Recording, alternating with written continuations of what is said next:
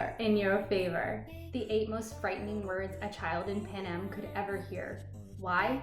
Because after those words, the chosen tributes would be escorted to the Capitol and forced to fight in a twisted reality TV show until the death or victory. Needless to say, this week we'll be discussing crisis leadership through the Hunger Games. So let the games begin. Here on the Business Caselet, we try to make business concepts fun to learn.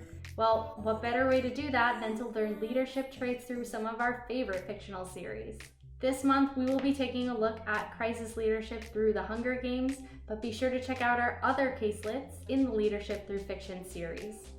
Let's take a moment to level set everyone on the Hunger Games. Then we'll dive into analyzing the leadership principles we can unpack through this series.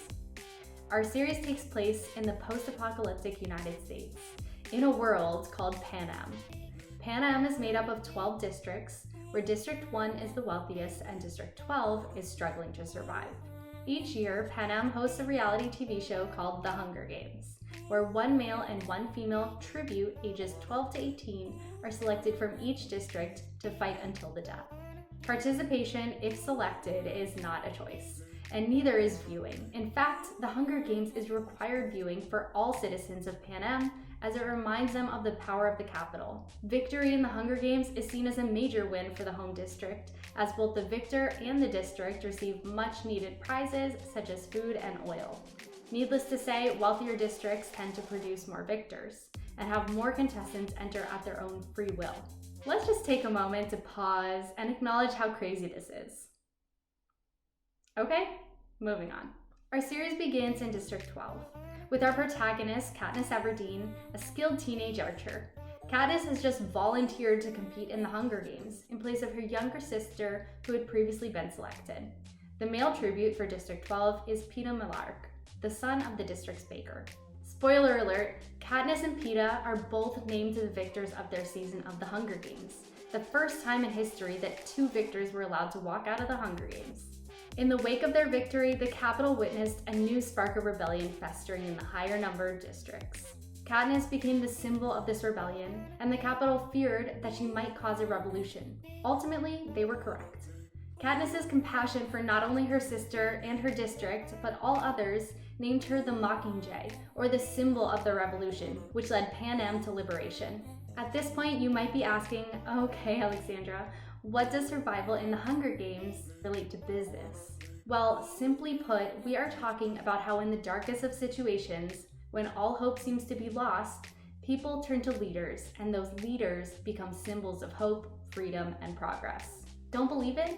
Let's turn to a non-fictional example in the largest crisis we face in our short-term history, the COVID-19 pandemic.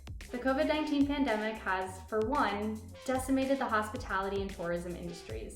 One of the companies that was greatly affected by the pandemic was Marriott International. Before we run through how Marriott rebounded from the pandemic, let's debrief on a quick background of the company.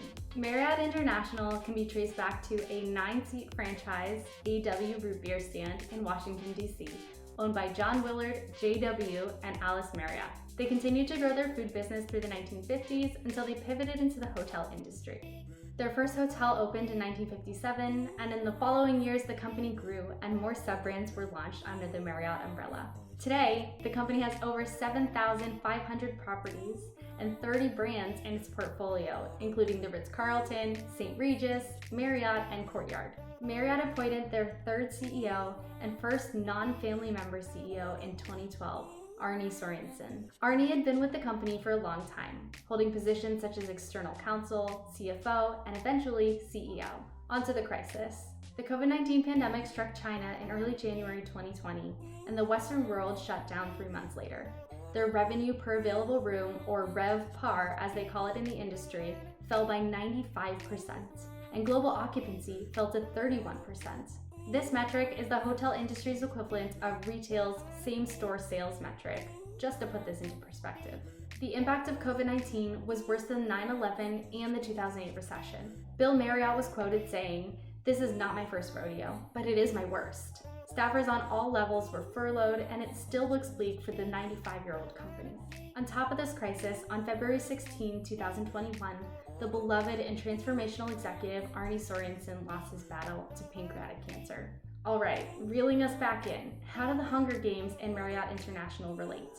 During both of these crises, both Katniss and Marriott senior leadership were put on a pedestal and believed to have the answers.